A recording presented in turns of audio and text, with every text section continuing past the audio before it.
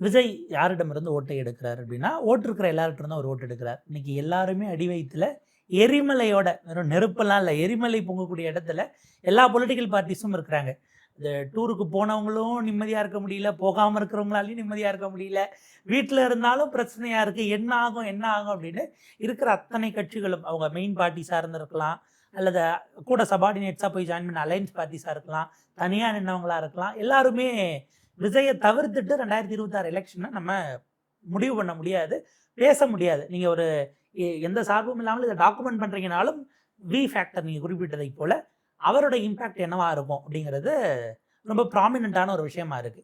எங்க சிக்கல் வரும் அப்படின்னா, இத வந்து நம்ம புள்ளிவிபர புலிகள்ல இருந்து, பொலிட்டிக்கல் ஒப்பீனியன்ஸா, கமெண்டேட்டர்ஸா போறவங்கள்ல இருந்து, எல்லாருக்கும் மண்ட காய்ச்சல் அப்படிங்கிறது அவரால மட்டும் தான். டிவிக்கே ஏற்படுத்தக்கூடிய இம்பாக்ட்ட பொறுத்து தான் அப்படின்னு நம்ம பார்க்க வேண்டியிருக்கு. He is cutting across votes of all sections. இந்த செக்ஷன் எங்களுக்கு தான் ஓட்டு போடணும்னு எந்த கட்சி கிளைம் பண்ணியிருந்தாலும், அது எல்லாத்தையும் ஒரு ஹாரிசான்டலா குறுக்கு வெட்டுல வெட்டக்கூடிய வேலையை விஜய் செய்திருக்கிறார். அதில் அஃப்கோர்ஸ் வெவ்வேறு விதமான ஓட்டர் பிஹேவியர் இருந்தாலும் கூட, அது எந்த அளவுக்கு போயிருக்கும்.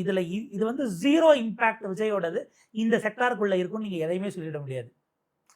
எந்த அளவுக்கு அந்த அவருடைய இன்டென்ட், அதனுடைய இம்பாக்ட் அப்படிங்கிறத நம்ம மே 4 தான் எல்லாரோடையும் சேர்ந்து பார்க்க போறோம்னாலும், பல இடங்கள்ல இது எங்களுடைய ஸ்ட்ராங் ஹோல்டு. லாஸ்ட் டைம் சில இடங்கள்ல நடந்தது. ஒரு மாவட்டத்த ஒட்டுமொத்தமா ஒரு கட்சி ஸ்வீப் பண்ணும். உங்களுக்கு ஒரு அலையன்ஸ் ஸ்வீப் பண்ணும்.